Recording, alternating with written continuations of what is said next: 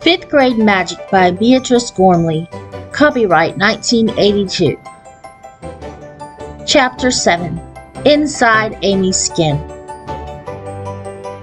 When the alarm went off the next morning, Gretchen made a grumbling noise and burrowed deeper into the covers.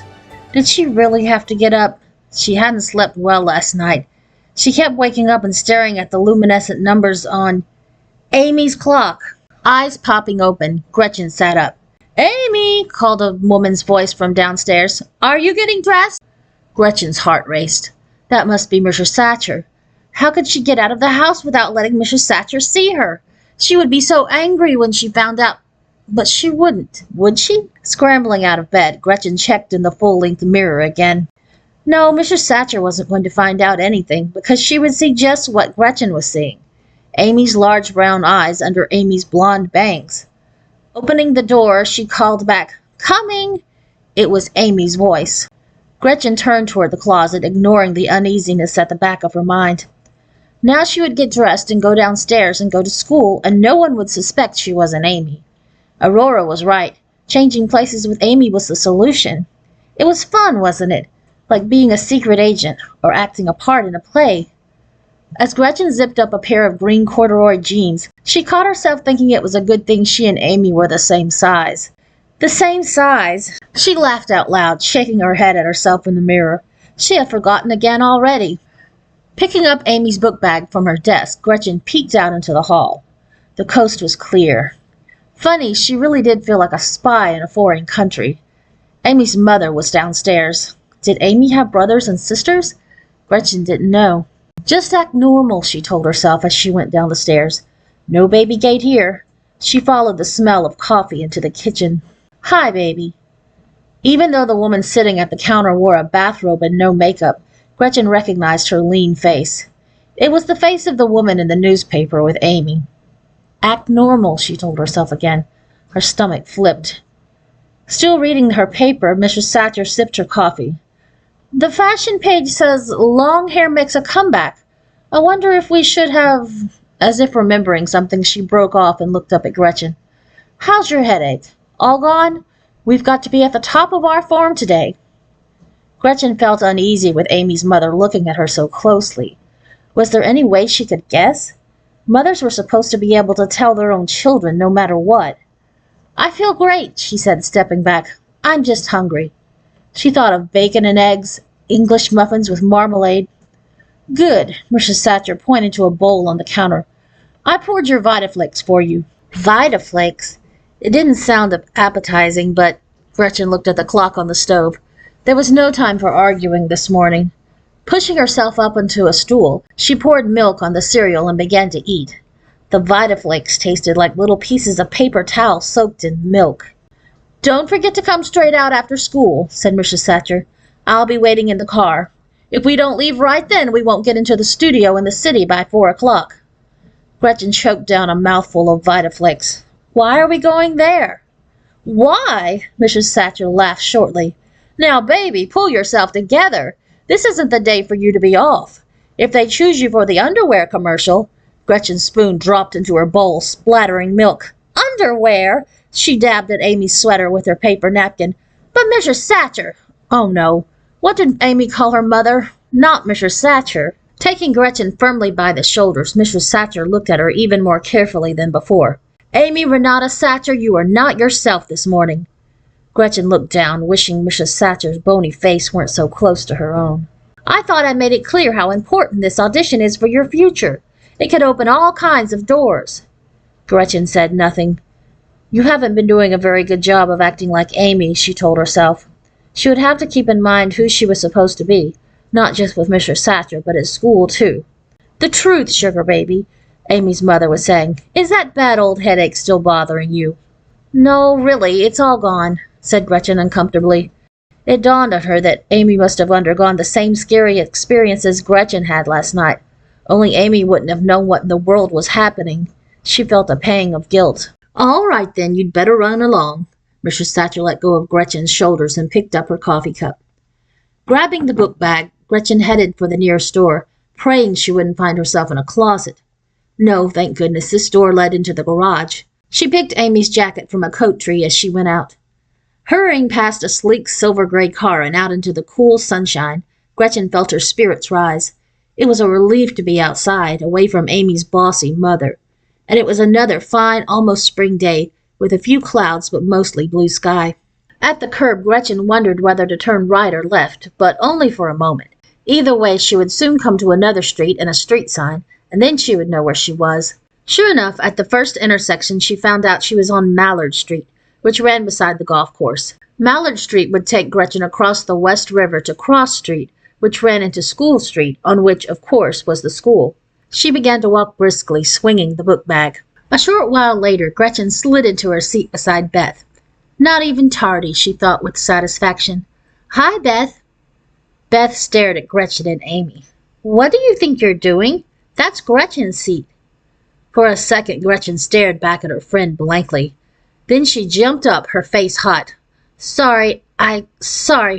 Bumping against a chair, she made her way to Amy's table and sat down next to Kathy. You dummy, she scolded herself. You're Amy. You have to pretend you're Amy. How could you make such a stupid mistake? Gretchen became aware that Kathy was looking at her expectantly. Hey, Amy, notice anything different? When Gretchen didn't answer, Kathy shook her head, her short, dark hair flying out and settling down again. She smiled at Gretchen and Amy as though they shared a secret. Twinsies.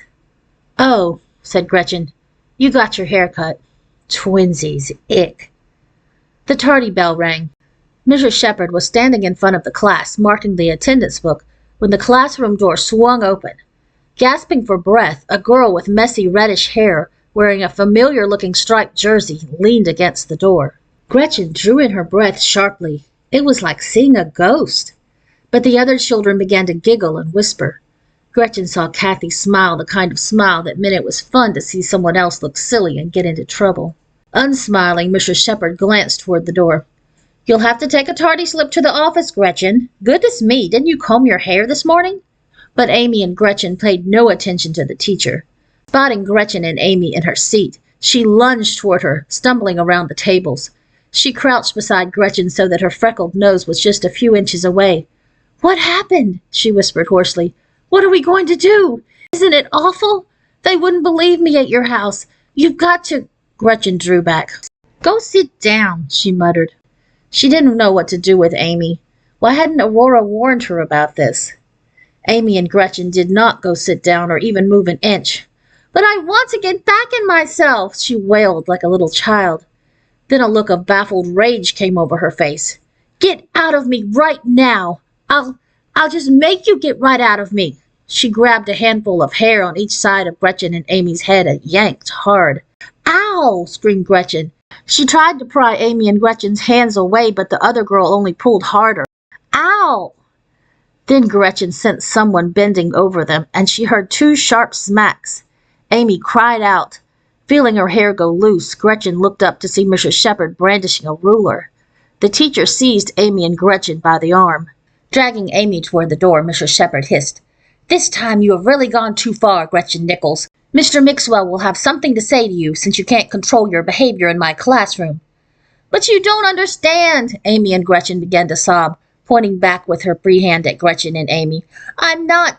The door swung closed behind them. For an instant there was a shocked silence, and then an uproar of talk and laughter burst out. But Gretchen didn't laugh. She was shaking. Cautiously she rubbed her sore scalp, but she knew that was the least of her problems. Amy was not going to cooperate. She was making such a fuss about finding herself in Gretchen's body that either someone would start to believe her, or they would lock her up in the nut house. Either way, Gretchen would be in big trouble. Hey, Amy, you know what I think? Kathy leaned over confidentially. I think Gretchen's jealous of you. She is not, said Gretchen. Then she added hastily, I don't know what's the matter with her. Gretchen didn't want to talk to Kathy. She had to think. Could she somehow get to Amy, persuade her that changing bodies was fun, like going away to summer camp? She should have done that beforehand. Why hadn't Aurora thought of that? Maybe Aurora could have put a little extra charm in the spell to make Amy think she was having a super adventure. Mrs. Shepherd stalked back into the classroom. People, when I leave the room, I expect you to behave just as if I were here. My second graders had better manners than this. Book monitor, pass out the reading books and everyone read quietly. The assignments are on the board. Amy, I'd like to talk to you privately for a moment, please. With cold in the pit of her stomach, Gretchen and Amy stepped up to the teacher's desk. Had Mrs. Shepherd found out somehow? Had she finally believed Amy and Gretchen's story? But the teacher was gazing at her sympathetically through her pink glasses. Are you all right, dear? Would you like to go to the nurse's office to rest for a little while? No, I'm fine, really, mumbled Gretchen. She just pulled my hair a little. Mrs. Shepherd took Gretchen and Amy's hand and squeezed it.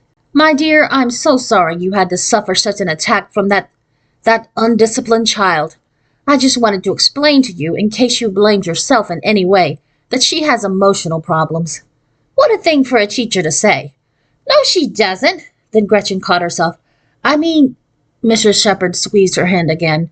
You don't understand, Amy. I'm sure this is beyond your experience. But when a child acts the way Gretchen acted just now, something is very wrong. In my opinion, she may need professional help. Maybe there's a problem at home. But you needn't worry about that. That's what you think, said Gretchen silently, going back to her seat. It was a tiring morning for Gretchen. She couldn't relax for a second, or she'd forget and do something dumb like joining the wrong reading group. Besides, Gretchen was worrying about what had happened to Amy and Gretchen. The principal couldn't be talking to her all this time. He must have called Gretchen's mother to come and take her emotional problem child home. Oh no, Mom would have to leave her office to pick up Amy and Gretchen. Would she drop her off at Mrs. Terrence's play care center, where Jason stayed while Gretchen was in school? No, Mrs. Terrence wouldn't want to look after a crazy-acting fifth grader. Mom would have to take Amy home and stay with her all day. What would Amy say? Could she make Mom believe she wasn't really Gretchen? The uneasiness Gretchen had felt earlier grew into foreboding. This wasn't what she had meant to happen at all. Why hadn't Aurora arranged things better? It was a relief when lunchtime came, but halfway to the cafeteria, Gretchen realized she didn't have any lunch money. Luckily, Beth always had extra money, and there were her braids ahead of Gretchen in line. Beth, said Gretchen, I forgot my lunch money. Could you lend me 50 cents? Beth's braids flew out as she whipped around. For the second time that morning, she gave Gretchen and Amy an unfriendly stare. Me lend you 50 cents? After you got Gretchen sent to the principal? I hope you starve. She turned her back. At least I have a really true friend, thought Gretchen glumly. Too bad she isn't any use right now since she thinks I'm Amy. Dropping back in line, she spotted Kathy. Kathy would lend Amy lunch money if she had any extra. Just as Gretchen thought, Kathy was pleased to lend her money. Want to come over to my house after school?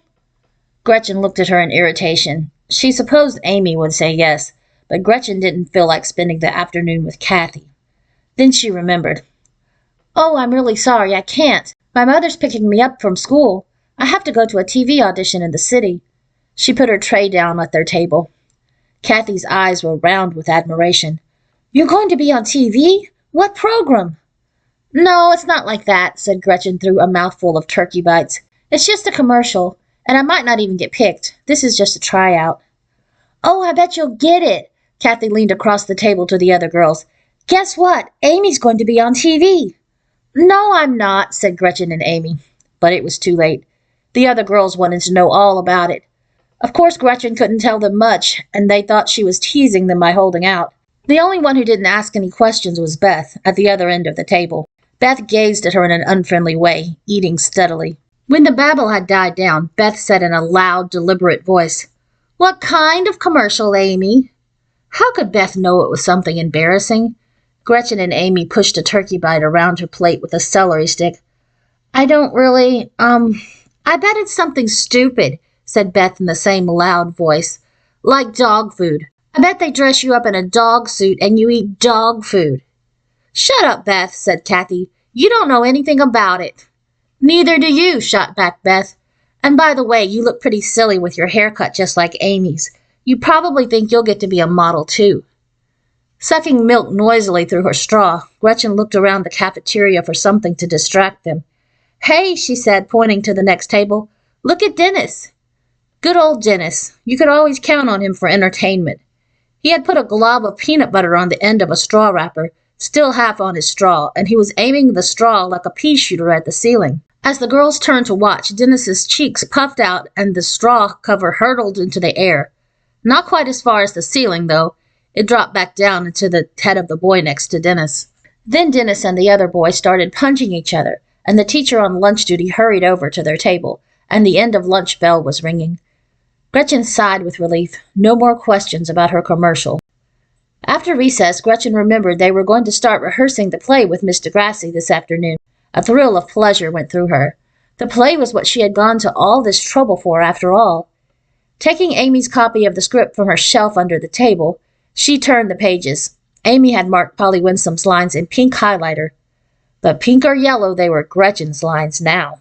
And somehow Gretchen didn't feel so worried anymore about what Amy might do. Sure, she was upset this morning. Who wouldn't be? But probably she would settle down now and make the best of being stuck in Gretchen's body for a while.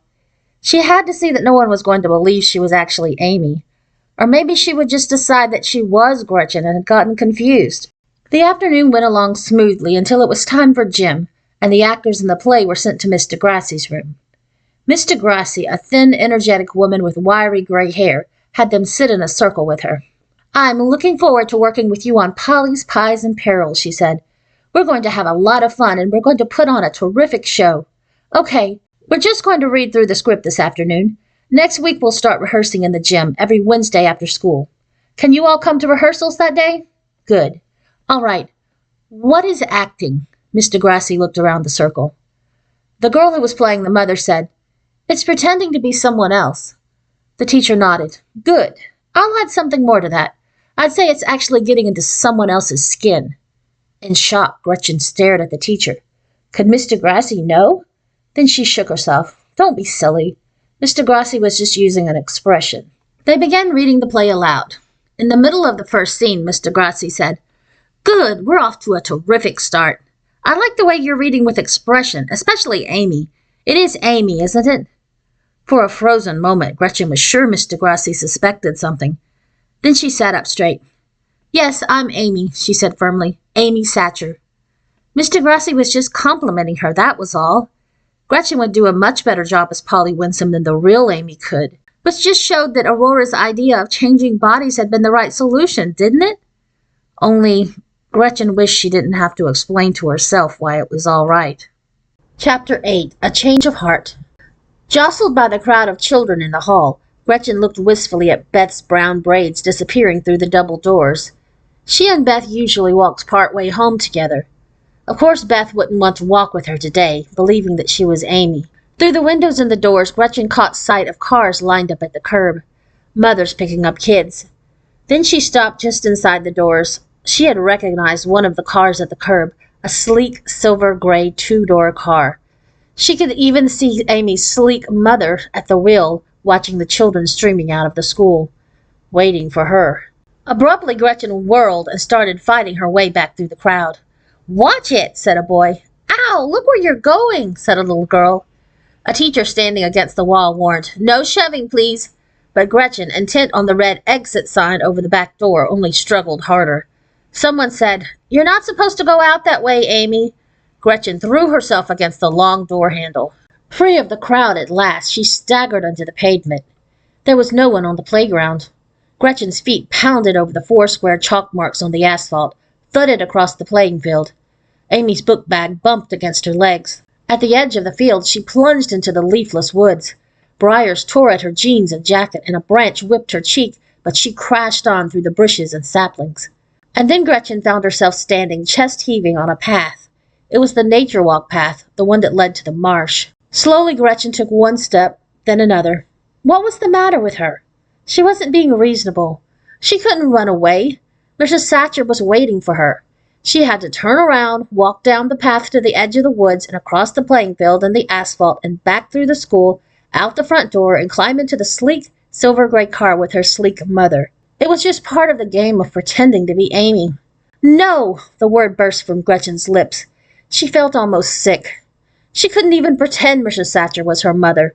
A bony-faced mother who wanted her daughter to be in an underwear commercial? Never. Mother meant mom. The path reached a stream with a plank across it. Stepping onto the plank, Gretchen felt it flex under her weight. Downstream, the woods gave way to marshy fields where the wind blew across winter-bleached reeds. Shivering, Gretchen pulled up the zipper on her jacket. Amy's jacket. Gretchen looked down at the hand on the zipper. Amy's slim-fingered hand. She swallowed hard. She missed her own wide hands. No, she didn't just miss them. What she felt was stronger than that, like wearing someone else's damp bathing suit, only 100 times worse. Gretchen saw the weeks stretching out ahead of her like a prison term, the rest of March, all of April, the first part of May. Why had she thought she could stand being someone else all that time? Looking up as if for an answer, she saw that the sky above the marsh and woods had clouded over. Not a ray of sunshine or a patch of blue, just cold, blank gray. The day had slipped backwards from spring to winter. With her next thought, the cold seemed to reach Gretchen's heart. What if she couldn't change back after the play was over? What if Aurora didn't return? But Aurora had said Gretchen could reverse the spell herself, just by opening the photo folder on her desk. But what if something happened to the folder? What if Amy tossed it into the wastebasket, which she emptied into the trash barrel, which Gretchen's father then carted off to the dump? The folder would be crushed and lost forever in the trash compactor. That did it. It didn't matter what else happened. Gretchen had to get home today. This afternoon. Right now. As if a rope tying her to Mrs. Thatcher had snapped, Gretchen leaped from the plank to the other side of the stream and began to trot along the path through gray-blonde clumps of marsh grass. This path should come out onto Campground Drive, which ran into West River Road, which led back to the flagpole at the center of the town. From the flagpole she would walk home the way she always did, up Maple Avenue past the Congregational Church to Thatcher Lane. Walk? It was all Gretchen could do to keep herself from breaking into a gallop. Loping past the pine trees along Campground Drive, Gretchen heard a car engine slowing behind her. Out of the corner of her eye, she saw the car pulling up to the curb. Her heart flipped. Run for your life! But no, it wasn't a silver two-door car, but a blue station wagon. The driver, a woman Gretchen vaguely recognized, was rolling down the window. "Amy?" she called. "Is something the matter?" She must be a neighbor of Amy's or a friend of Amy's mother. Gretchen had better answer. "No," she said, panting. I'm just going to visit a friend." "Where does your friend live?" What a nosy woman. But Gretchen answered politely. "Thatcher Lane." "My goodness, that's a long walk, even for your young legs." Leaning across the seat, the woman opened the car door. "Hop in. I'll give you a ride. I'm going near there anyway." Gretchen didn't know how to get out of it. Anyway, she realized as she sank into the car seat, she was out of breath, and her legs were trembling. Maybe it would be all right. She just had to be careful how she answered the woman's questions, that was all. But the driver only chatted about the weather and how beautifully groomed Amy's mother always looked.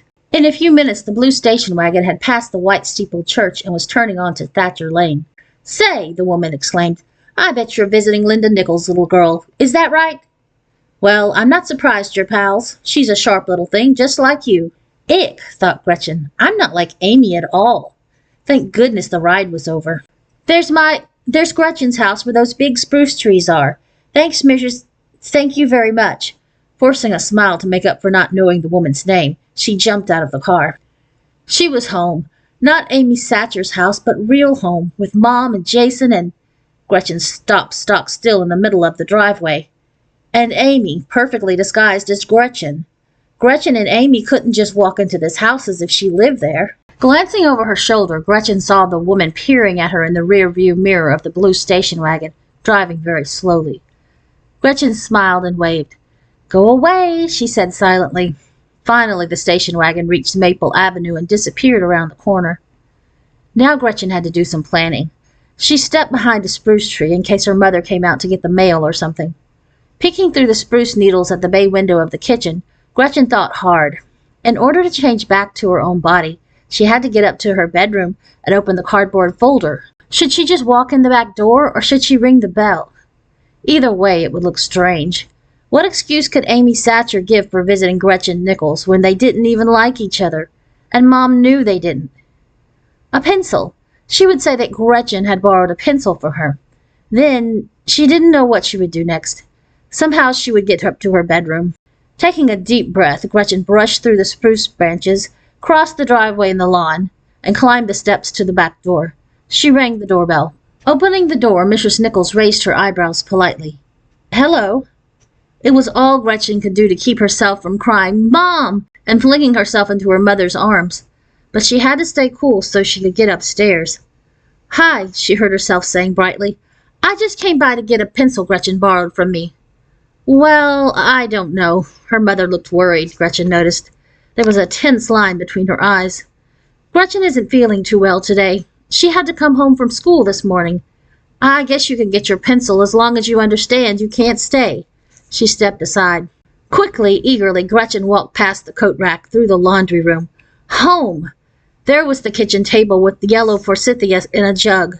And there was Jason sitting on the floor by the sofa, plump legs sticking straight out, and kneeling in front of him, Amy and Gretchen, holding out Gretchen's own hands to play patty cake with Gretchen's own baby brother. Gretchen forgot about staying cool. With a choking cry, she dropped Amy's book bag and charged across the kitchen, past the table, past Amy and Jason's open-mouthed stares. Getting my pencil, she gasped over her shoulder. She vaulted over the baby gate and pounded up the stairs 2 at a time. Just a minute, called Mrs. Nichols after her. Gretchen heard her say in a lower voice, Who is that girl, Gretchen? Amy answered in Gretchen's voice, angry and bewildered. It's Amy Satcher. Plunging into her bedroom, Gretchen slammed the door and locked it. For a moment she leaned against the door, her sides heaving. But there was no time to lose. Mom would certainly come after her to find out what that girl was doing.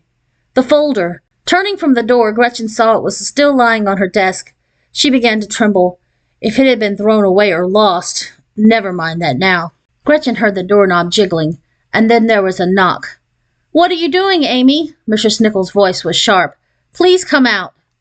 Then Gretchen heard Amy say with a note of hope in her voice, I don't think she'll hurt anything. She's just getting her pencil. Just getting, Mrs. Nichols sounded indignant. Don't be absurd. Isn't that the girl you had a fight with this morning? I'm going to get the nail scissors. Nail scissors to slip into the doorknob and turn the lock. Lunging for the picture folder, Gretchen fumbled with the edges, then opened it wide. Nothing happened. Gretchen was still standing beside her desk. Looking down at herself, she saw Amy's green corduroy jeans. The fingers holding the folder were Amy's slim fingers. Aurora! Gretchen gave a sob. Aurora had told her the spell would reverse. It had to. But nothing happened. Outside in the hall, Mrs. Nichols was saying, Where are my nail scissors? Did you borrow them, Gretchen? Never mind, I'll go down to the kitchen and get a paring knife. Gretchen's breathing was shallow and rapid. Would the spell in reverse take as long as it had last night?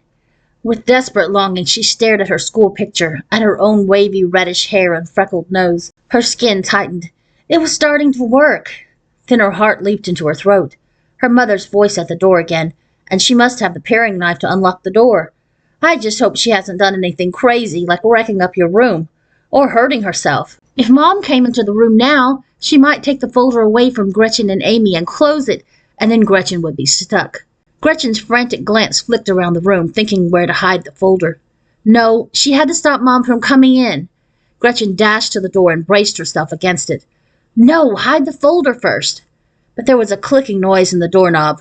Feeling the door tremble as Mom tried to open it, Gretchen pushed it shut with all her might. In the next moment, Gretchen felt herself splitting open like an overcooked hot dog. Then the terrifying nothing feeling. And then Gretchen was standing just outside her bedroom, holding Jason's plump weight in her arms. In front of her, Mom stood in the open doorway, and beyond Mom, Amy, and Amy sprawled backwards on the rug. Thankfully, Gretchen squeezed Jason until he grunted like a little pig. Amy! Mrs. Nichols dropped to her knees beside the other girl. Are you all right? Please calm down. Don't cry. She put an arm around Amy, helping her to her feet. Here's a tissue. What's the matter? Wiping her face and blowing her nose, Amy let out a shuddering sigh. I'm sorry, Mrs. Nichols. I don't know what got into me. Gretchen watched her with anxiety. How could Amy explain what had just happened, especially when she didn't know? Gretchen had to help her get out of this fix. Did you find your pencil, Amy? Pencil? Amy glared at Gretchen, her voice trembling. Gretchen expected her to shout, Why did you do this to me? But then Amy glanced at Mrs. Nichols, and her face smoothed over as if she had slipped on a mask. She turned toward the pencil holder on the desk. Oh, there's my pencil. She plucked out the one with the tuft of orange fluff on the end. Gretchen's favorite pencil! Gretchen opened her mouth to protest, then shut it. A pencil was a small price to pay for being herself again. I'm sorry I bothered you, Mrs. Nichols. Amy's voice shook only a little. Bye, Gretchen. For an instant, as Amy's eyes met Gretchen's, the polite mask slipped. Gretchen saw with surprise that Amy was not just angry. She was hurt, too. Then Amy looked away, moving quickly to the door. "I'd better go now." Gretchen stepped aside for her. Amy had a lot of poise, she had to admit that.